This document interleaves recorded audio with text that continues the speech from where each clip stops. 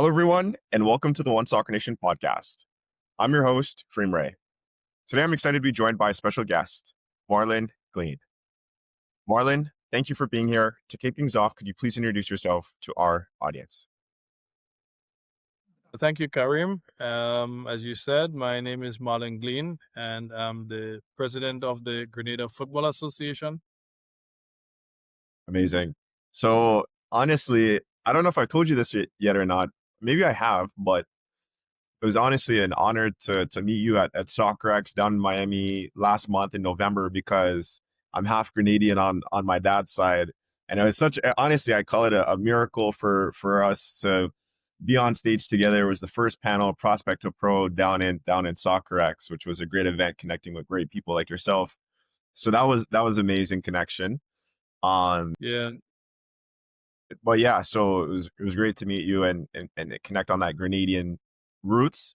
But with saying that, the first thing I want to ask you about is that recently just happened that you were in attendance of the 2026 World Cup draw. How was that?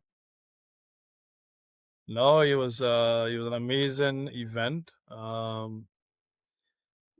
You see, these events, these FIFA events, is a great opportunity to network. So you have presidents from all over the world, former players, sponsors, everybody in one room, anticipating the draw. But at the same time, it provides an opportunity to talk to associations from around the world about matches. I was able to speak with like Latvia about possibly playing him in June. Former players like Yaya Toure, asking him as to doing some stuff in the Caribbean in the upcoming year. So outside of the actual draw, which obviously the whole world was anticipating, the event provides an opportunity to meet people, have conversations, network, and use those connections towards the development of the sport. Absolutely. I was watching it on TV for individuals that are working within the space that were part of the billions watching it on TV. How can we, just a question that I'm interested to know for myself, but maybe there's others listening in. How can we work towards getting in the room that you are in in the next 4 years? No, it's obviously it's catered towards the member associations from around the world and the former players who do stuff, FIFA legends, etc. I saw many of them there. Ronaldo, Matuidi, even from your end.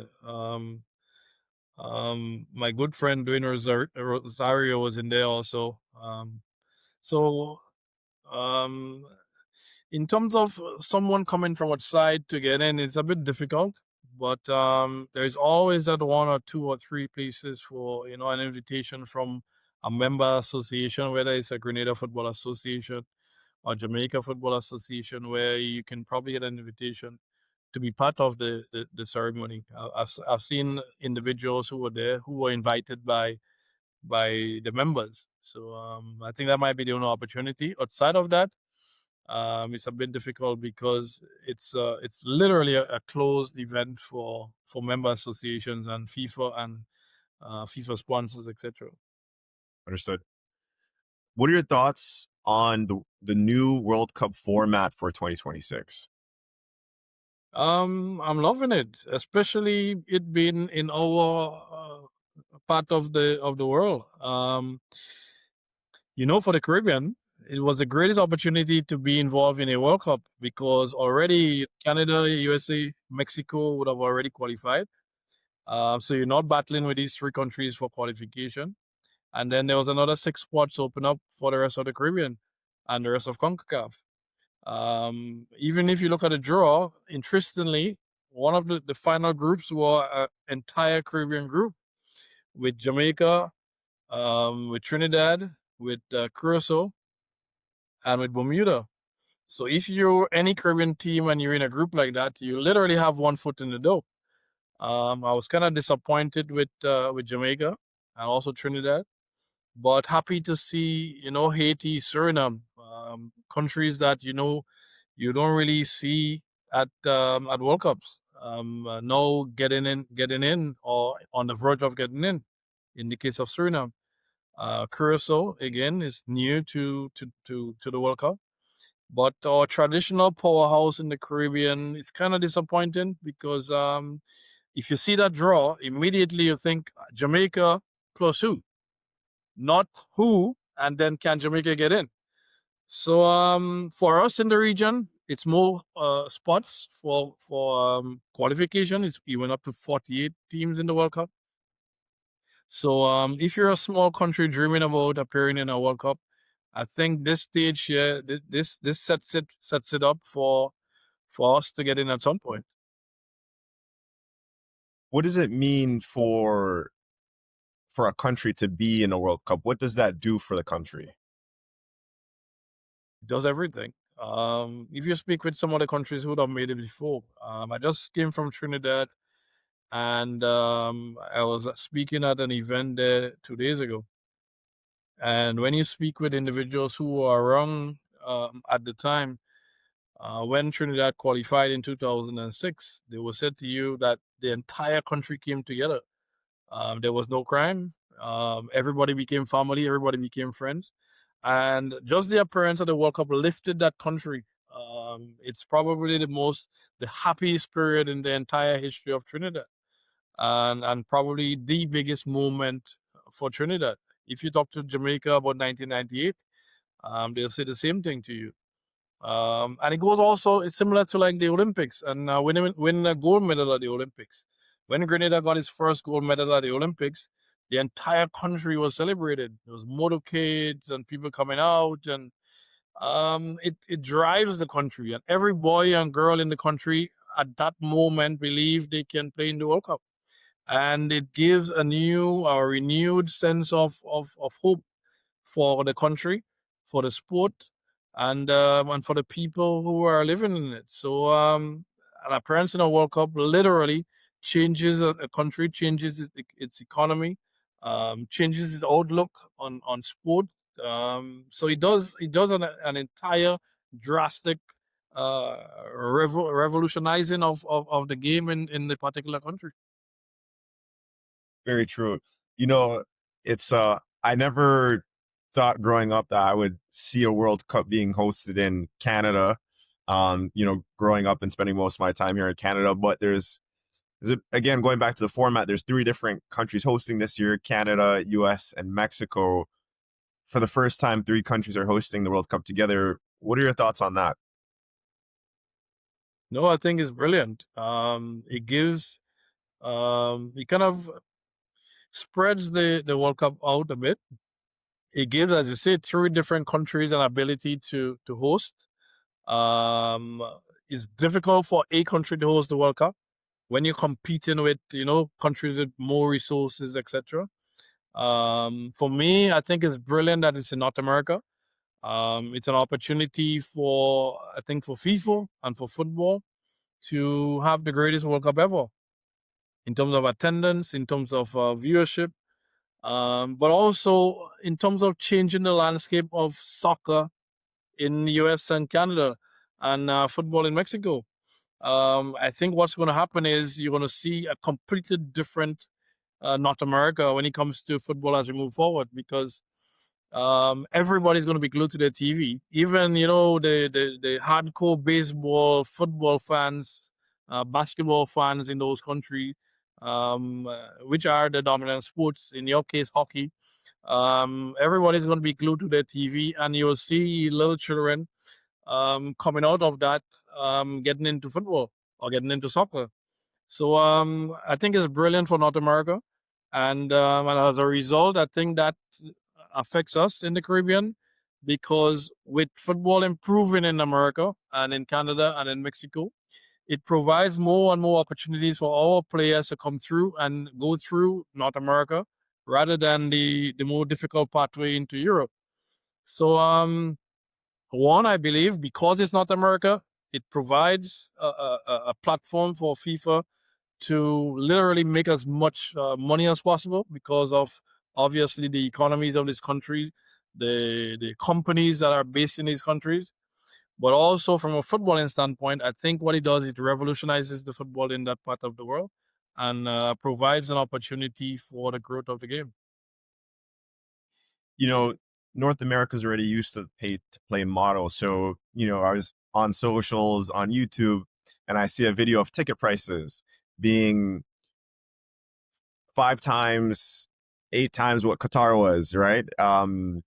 We're not talking for the best seats. We're talking about just for the regular seats. So the prices of ticket sales for the FIFA World Cup are pretty up there, and people are willing to pay. I mean, it's pretty interesting how they're going about selling the tickets where they're doing like you have to like sign up for a raffle or something like that.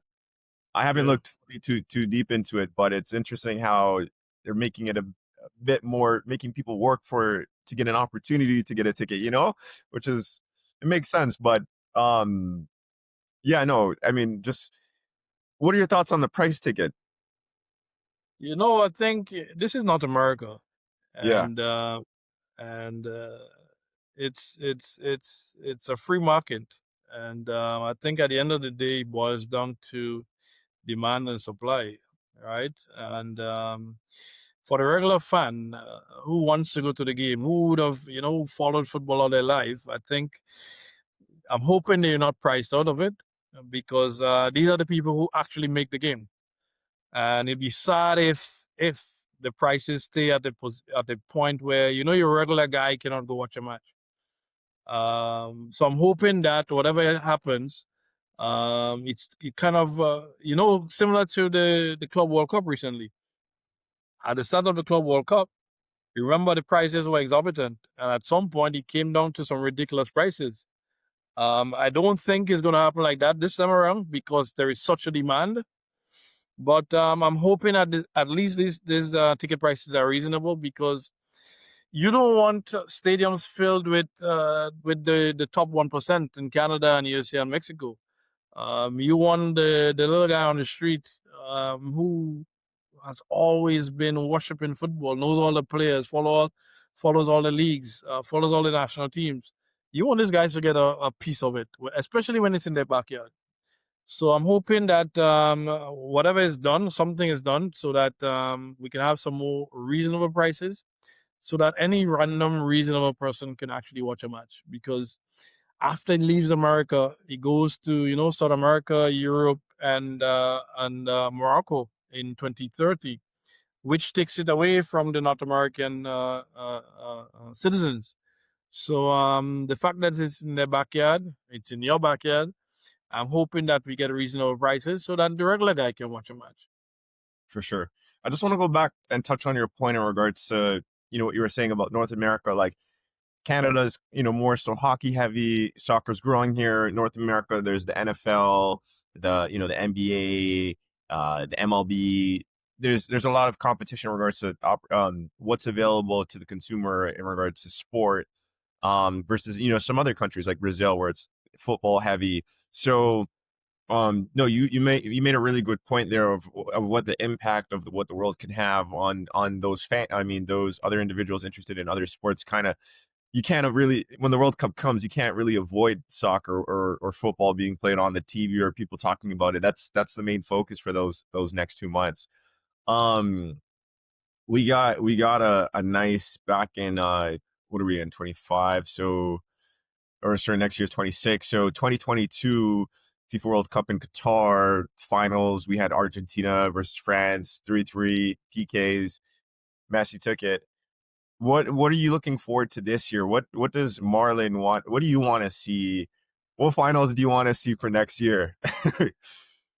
Um, you know, I want to see a good World Cup.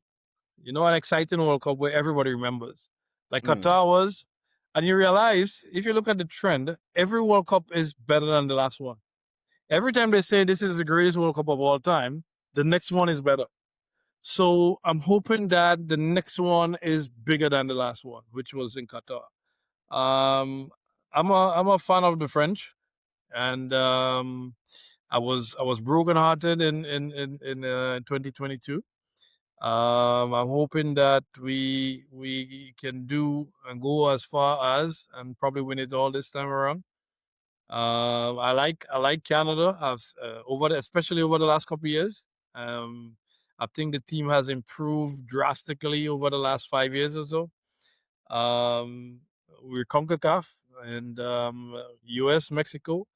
I have a really great relationship with Mexico soccer. A matter of fact, the Grenada FA and Mexico Football Federation, we're going to sign an MOU maybe in the first week of January, where we're going to partner on a number of initiatives.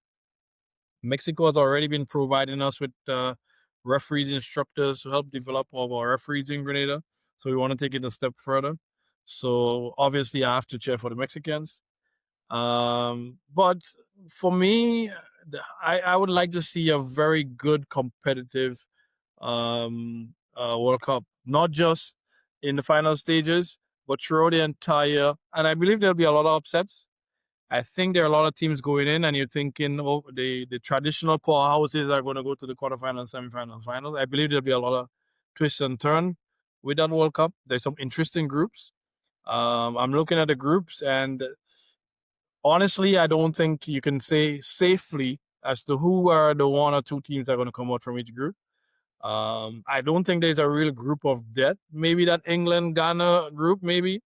But I don't think there's a real group of death. I think they were really balanced. And for me, I just want to see competitive football and a very good final.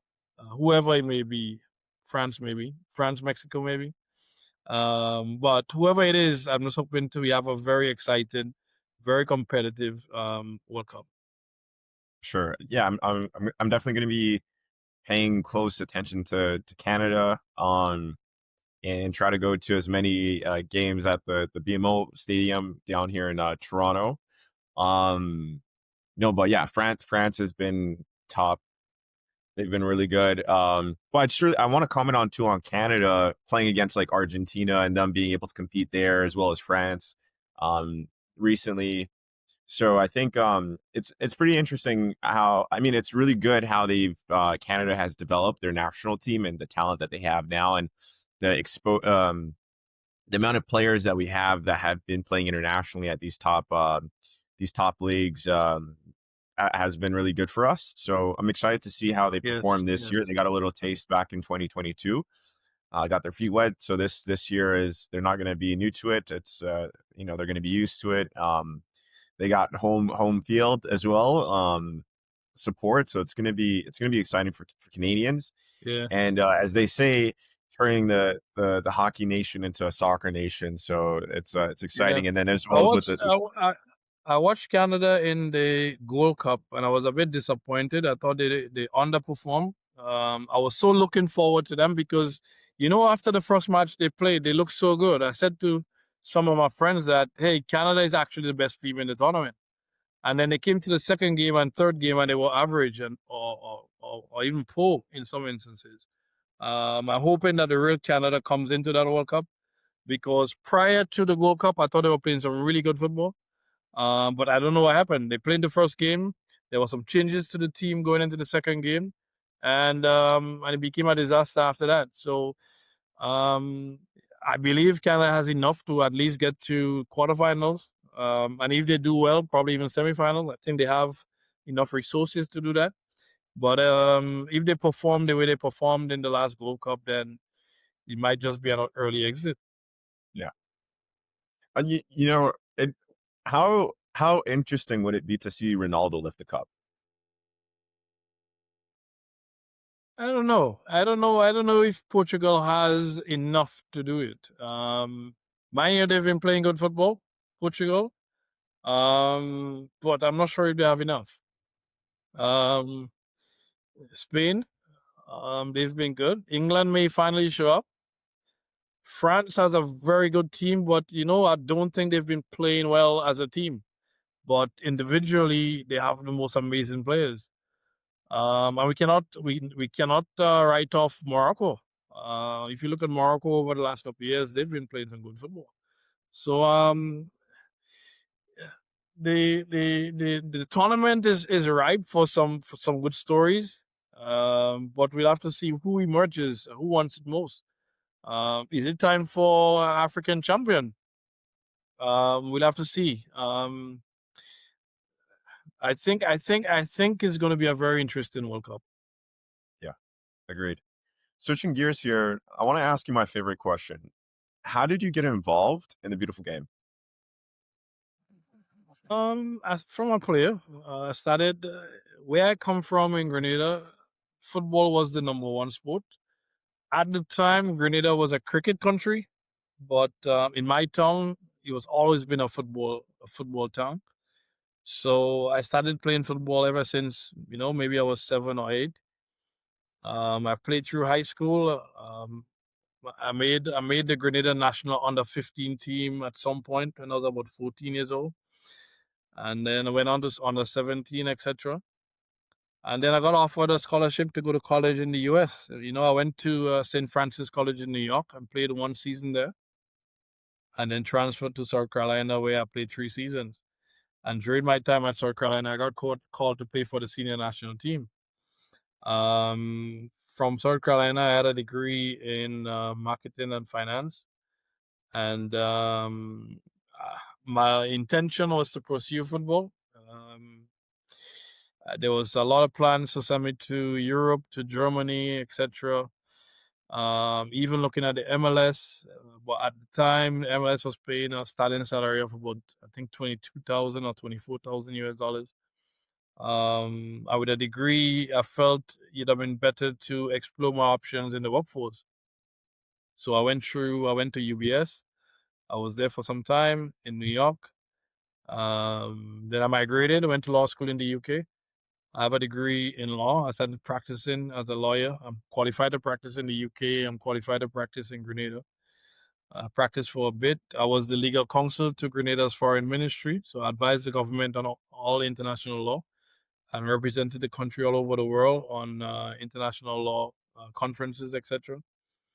And then I moved back to the US. I worked at General Electric. I worked at the University of Albany. And then FIFA had this position they wanted someone to come in and open an office in the Caribbean and be responsible for development of football in the Caribbean. And I applied and got the role. So I moved from New York to Switzerland, and then from Switzerland to Barbados, and spent about 5 years in Barbados until I resigned from FIFA in May 2022 and became president of Grenada Football in June 2022. So I moved from an employee in football to a politician in football, or football administrator, and that's where I am. It's been a very long and interesting road. There were some points where I thought I was just going to stay in the game and stay in football, and there were some times when I decided to just pursue my academics. I have a degree in business, I have a degree in law, and I'm currently pursuing a degree in football administration through UEFA. I'm doing a master's degree that should be completed in the next year and a half, and that's where I'm at right now as a football administrator, running the affairs of the Grenada Football Association. Amazing. You've built a 17-year career across commercial law, international law, sports law, and now football leadership. What was the moment or turning point when you realized you wanted to transition your legal expertise into leading the Grenada Football Association? Football never left me. So every time I did academics, or every time I worked in corporate Grenada, or corporate world, football was always pulling me back. And I was in New York working at General Electric. I was working as a contract administrator at GE Research Center in Schenectady, and I was just getting settled at GE. I was just there over a year, maybe a year and a half, and I saw that position, and it tempted me to apply. And I had to make the decision: do I pack up my family and move to Barbados, or do I just continue on and stay within corporate America? And obviously, football will always win with me. And I just made a decision that I wanted to go back to football, and ended up at FIFA. Nice. How has your background in contract negotiation, compliance, and government relations shaped the way you approach decisions as the president of the GFA, especially when navigating regional or international football politics? No, it's been very critical. A matter of fact, let's go back a little bit. My position at FIFA was hiring at the time, I think, 10 regional office managers across the world. And interestingly, five of us were lawyers. And in doing the job in Barbados, as I said, I was responsible for development of football in 22 countries in the Caribbean. And part of the job, there were legal aspects, there were negotiated aspects where you had to meet with governments to negotiate for lands, etc., to build fields, stadiums, technical centers. So there were a lot of contracts, there were a lot of negotiating. So while it was not a legal position at FIFA, but I found myself using my legal skills quite often when I was at FIFA. Fast forward into Grenada FA, um, we do a lot of contracting with vendors, with kit suppliers, with equipment suppliers, balls. We negotiating with clubs and prize monies and referees. So it comes in really handy, and a lot of times I have to use my legal background in terms of just negotiating. Today I just got offered a game against a team from Europe in the June window, and immediately I said yes, we were interested, and then we start negotiating as to what they're looking for to come to Grenada. Um, do they want us to put them up? Accommodation, meals, ground transportation? Are they going to pay the way? So that's where the negotiating comes in. So it's always with the position here, we're always negotiating. We're always using contract skills. And, the presentation I did in Trinidad yesterday was for the Association of Procurement Officers from throughout the Caribbean. And it's interesting because they wanted me to speak on how does football and procurement interact or overlap. And I had to explain to them as to the GFA gets funding from FIFA. We're regulated by FIFA.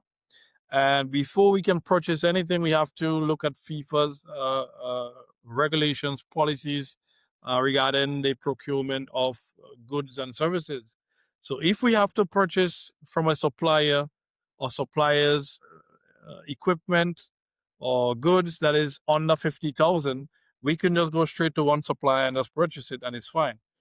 If the goods cost over 50,000, then you need to have at least 3 quotes before you can decide on which is the best supplier for the purchase. So you have to provide 3 quotes, and if it's over 300,000 US dollars, then you have to go through a proper procurement process and launch tenders, etc. Review the bids, and then justify as to who is the supplier you're going to go with. So I was explaining to some of the major companies in the Caribbean as to how does football and procurement interact. How do we? What are the similarities? A club, for example, every year have a shopping cart as to how do who players they bring in, which ones they sell, where do they get best value for their money. So it's similar like any other business, and there goes the all the negotiating skills, the contracting skills, and all the other associated skills related to business and to law. Got it.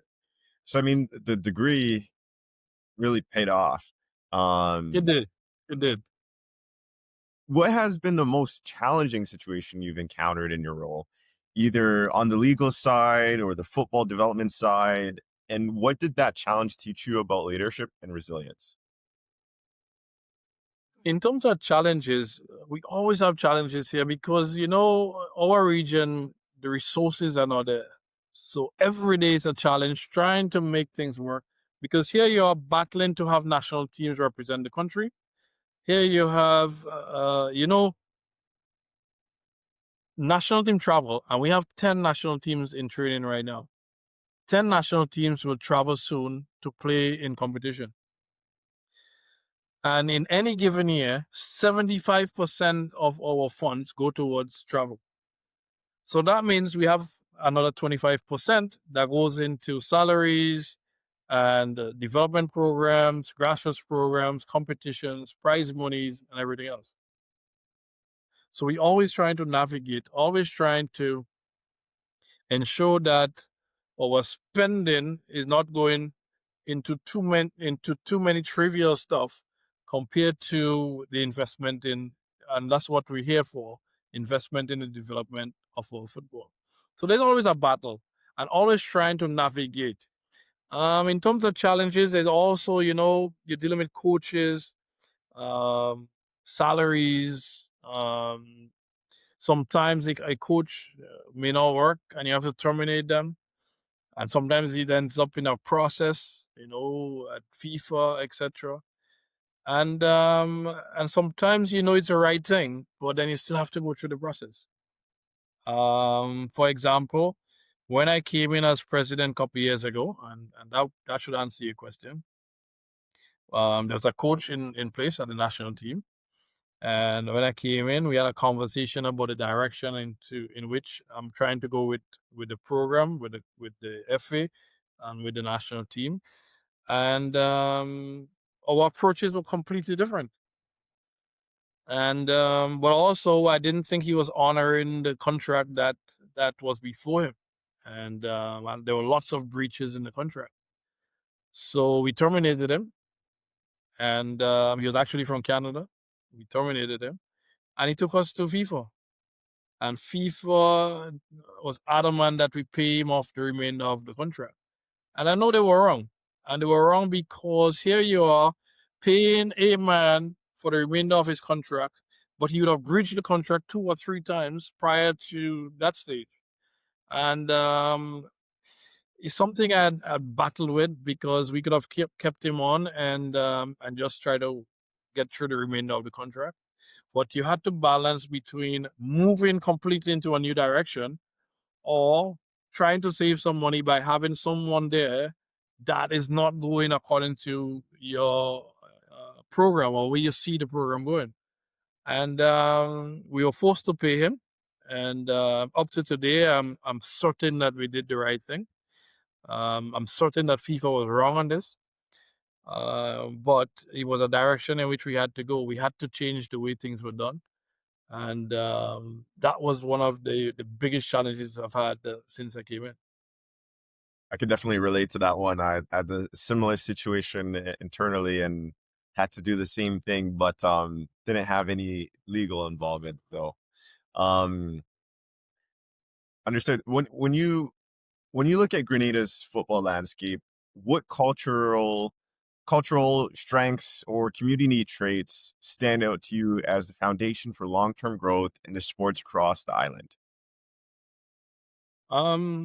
Grenada is a country of athletes, and we're forever producing great athletes.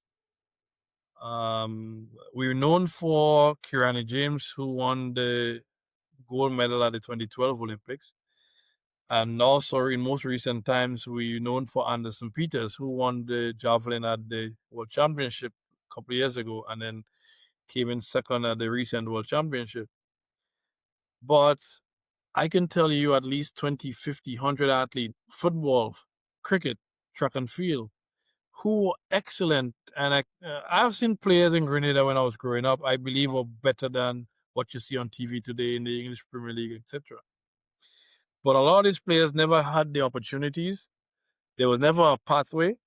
There was never a system that can identify, manage, and support them through a process. And as a result, they never made it. But we are a country of amazing athletes.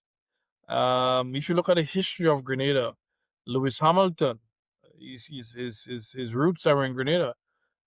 Rich James from Chelsea and England, his roots are in Grenada. Lauren James, roots are in Grenada. And there are a number of outstanding athletes. That boxer who lost that fight recently, English boxer. Again, his roots are from Grenada. Dubois, I think his last name is. And so Grenada has produced, so many great talented athletes in the past. But what we haven't been able to do in football is identify, train, manage, and get them out. And that's what we're trying to do now. We've just launched the new FIFA talent development scheme, the TDS program. And what that program does is identify kids at 11, 12, 13, put them into a training program, train them 4 to 5 times a week, every day or every week of the year for 2 years. And they become your elite players and your future national team players. We also just launched the National Primary Schools Football Championship.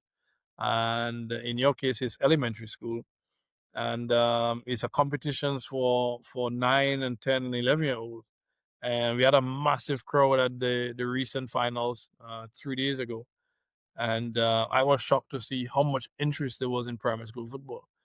And what we're trying to do now is to create, we had a major grassroots program last year.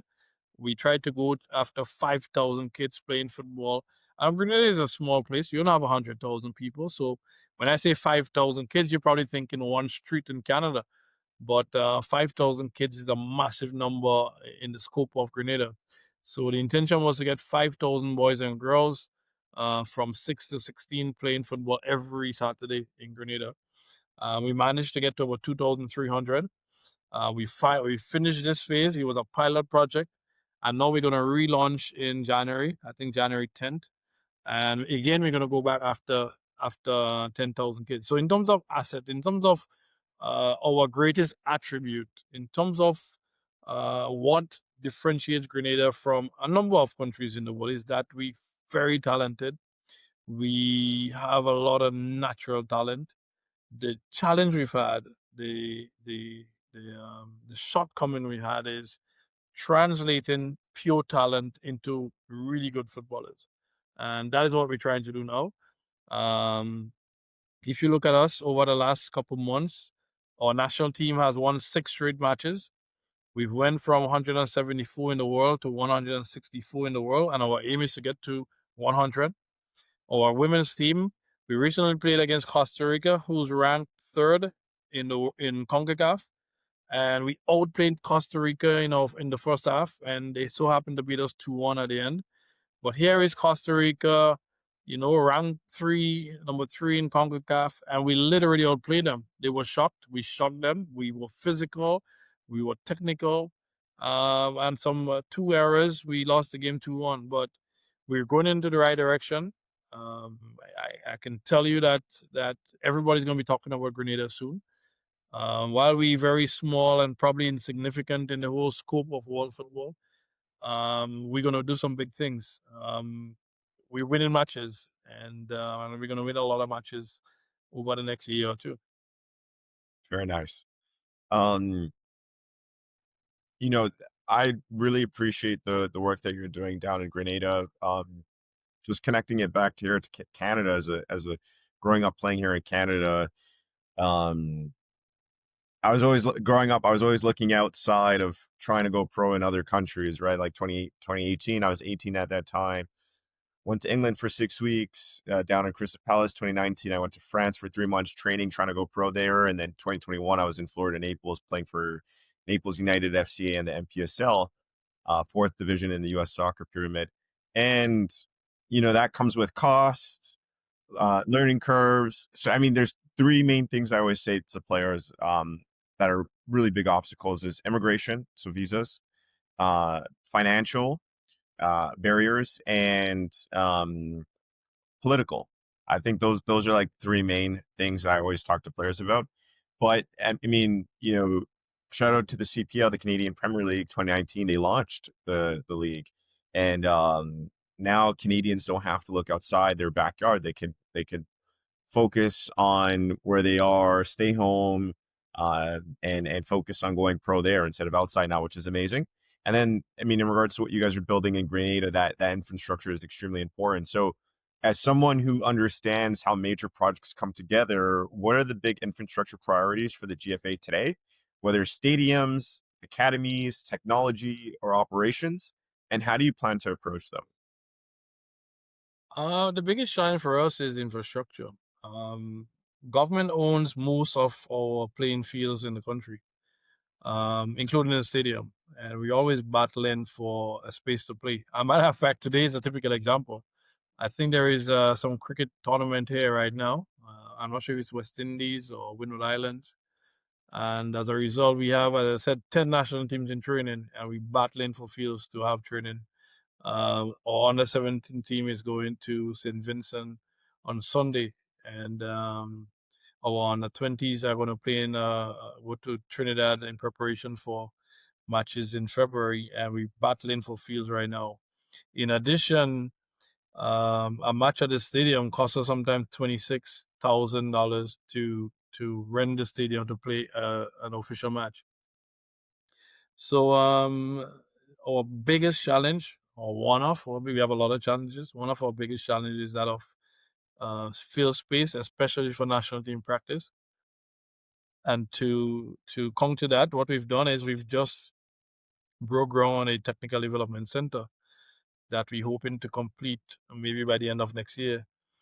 What we're going to do is to have three new fields and have accommodation buildings, etc., so that our national teams can spend weekends doing camps, etc., and training for longer periods of time on good surfaces. We're going to put one artificial turf. We're going to put two grass pitches, and we're going to have a home for football with where our players can feel comfortable and not have to run off because cricket or some other sport has to take the pitch.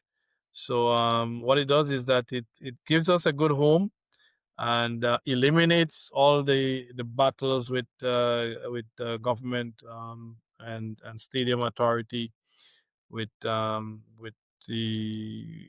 ability to train on a good field. Understood. From a business perspective, how's the GFA working to attract commercial partners, sponsorship, and investment? And what do companies often misunderstand about the strategic value of associating with Caribbean? So we've been battling for commercial sponsors over the years. This is a challenge. Corporate Grenada hasn't been putting money into sports. Whether it's track and field, whether it's basketball, cricket, Corporate Grenada hasn't been invested in sports. And what I've said to my guys recently is we have to make football so attractive that companies going to come and want to be part of it. I think we've kind of football over the last 15 or 20 years has been on the decline in Grenada. As I said, we went from 88 in the world in 2011 or so to 174, 174 in the world. And because of that, I think all the major companies in Grenada kind of lost interest in football. But what we've seen, our fans are coming back. We're in almost at the tail end of the Premier League. The tons and tons of fans are coming out. Like I said, the primary school football finals recently had hundreds of people watching. And I think with the new revolution in football, I think you're going to see more companies coming. We just signed a major contract with this water company. They're going to be the official water supplier of the FA. So all of our national players, etc., are going to be using that company's water. We just did one with one of the paint companies. We're going to, before the end of the year, we're going to paint the entire office building. So they're coming in. It's been a challenge over the years. And football in the Caribbean has had a really bad reputation over the last couple of years, but we've done a good job in terms of changing the image and showing individuals the need to invest and invest. Not just when I speak with sponsors, I say to them, you're not just investing in football or in football players. When you invest, you're investing in the young people of this country. So maybe one or two may turn into professionals, but the next 100 or 1,000 or 5,000 are going to be good citizens because they're going to be part of a sport. They're going to grow up playing that sport and learn all the good characteristics of being a good human being, whether it's teamwork, whether it's discipline, whether it's camaraderie. Um, Football is going to instill in them some really good characteristics, and they're going to come out to be good human beings. So what it does is it prepares a country going into the future with good young vibrant citizens who would have played sport and understand the need to network and partner and work together, and it prepares a very healthy nation and a nation with less crime, less drugs, etc. Got it. Yeah, I mean that human aspect of it is extremely important, but it's the power of what sport can do, um, and it does keep the kids on a positive track. Um, with saying that, women's football is accelerating globally, as you mentioned, what they were able to do against Costa Rica. What are the ambitions, barriers, and strategic priorities for growing the women's game in Grenada? And what progress are you most encouraged by? That's a good question because we actually are focusing heavily on the growth of women's football in Grenada as we speak. The biggest challenge is we still have the stigma, that it's a boys' game, it's a boys' sport. And I don't think parents are safe or comfortable letting their 7, 8 year old girls go out into the park to play football. So we're trying to first change the mindset, change the culture. And we've just hired a new coach from the US, and her job is to come in here and grow the girls' game. So we wanted to go into all the schools, go into the communities, and I show parents that football is a sport for both boys and girls, and both boys and girls have opportunities to make it a career if they do well at it. So as I said, the biggest challenge is that of changing the culture. How do you make a parent understand that her daughter can grow up to be a football player? We still have this mindset in the Caribbean that to do well, you must go to school, you must do well in school, you must pass many CXC subjects and go on to college and then go on to do a degree and become a nurse or a doctor or lawyer or engineer. I don't think we've gotten our head, even on the boys' side, I don't think we've gotten our head around the whole possibility of my son could be an athlete and be a properly paid athlete that probably going to make 50 times what any doctor or lawyer or engineer is going to make and make a successful life for them and their family. So, in terms of growing the girls' game, the women's game, our challenge is that of the culture. What I'm encouraged by is that we're seeing more and more girls coming out. Our national teams are more competitive now. When we started a couple of years ago, it was just about ensuring that we had a team to participate. Now we're going more than having a team that participate. We're actually having teams that can compete and in some instances win matches. When CONCACAF Nations League for women started 2 years ago, we were at the bottom of the barrel. We were in League C at CONCACAF, and we won our group outright. We won all the games. We were unbeaten, and we now promoted to League B when the new version of Nations League for women starts. So now we're going to be playing better teams, and a chance to even go up to League A to play against USA, Mexico, Costa Rica, etc. So I'm encouraged by that. I'm encouraged by the enthusiasm and how competitive the girls are. But also, and I think the highlight of our women's team is that we have 14 girls on scholarships in the US. I'm talking about homegrown girls who played all their football in Grenada, who learned all their football in Grenada, are now playing football at different colleges across the US. So I'm very encouraged by that because now we have a pathway for our young girls using football to get an education. Most of them, if you ask, they'll tell you that their parents cannot afford to pay for a degree. But because of football, they've now getting the opportunity to. Soon we'll be having the first set graduating, and that's what gives me most hope in terms of the growth of the girls' game. They're coming out, they're competitive, and now we actually see pathways for them to get to an education. That's amazing, Marlon. Congratulations to you on all the success that you've had, all the work that you're doing. And my last question is, when you look ahead, what legacy do you hope to leave at the GFA?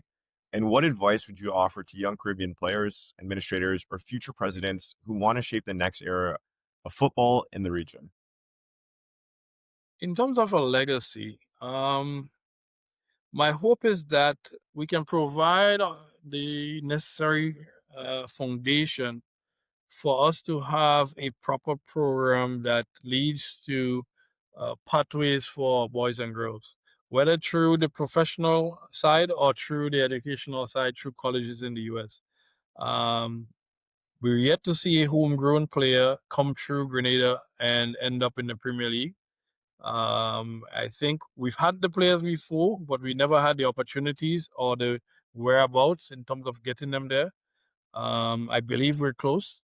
So for me, the highlight would be us getting our players through.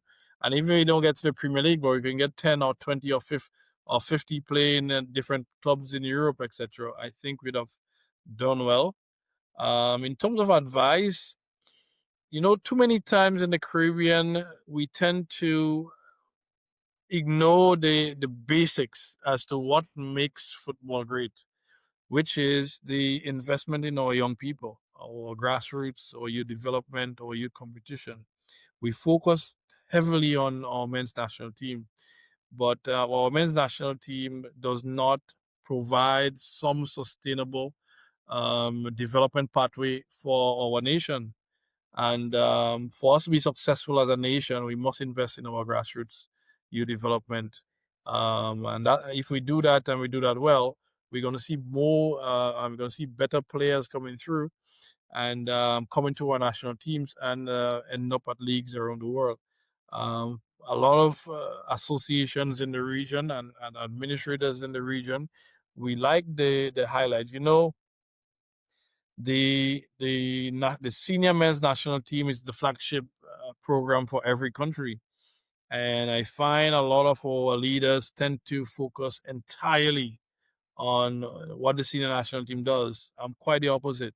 While I want us to do well at senior national team, while I want us to win matches for senior national team, while I want us to keep going up the ladder in terms of FIFA ranking for senior men's national team, but for me, if I have to evaluate myself, I will look at how well did I put in the basic framework and foundation for a young boy or girl who's 2 or 3. How can I facilitate the dream of being a successful individual, whether it's through football or not, whether it's playing professional football or national team or not? But how do I put in the necessary framework so that they can dream and I know that their dream can be realized if they work hard, knowing fully well that the support is there, the infrastructure is there, and all the basic tools for development is available to them, so that not just they can dream, but they can dream realistically, knowing that fully well that they can end up somewhere using this game that is literally costs nothing to end up at a university or play professional football. And in return, they can come back and help their family and help this country to be, the greatest country possibly. Amazing. Well, Marlon, once again, I truly appreciate you taking the time to join us on the One Saw Connection podcast. Thank you, Kareem. Appreciate the invitation. When we connected in Miami, immediately I said to you, I think we can work together. We can do some stuff together. I'm still holding you to that. The invitation is there for you to come to Grenada. First of all, you have to come back and connect. And but at the same time, I believe there's an opportunity for you to be part of that success of Grenada as a country and Grenada as a football association or footballing country. So thank you very much.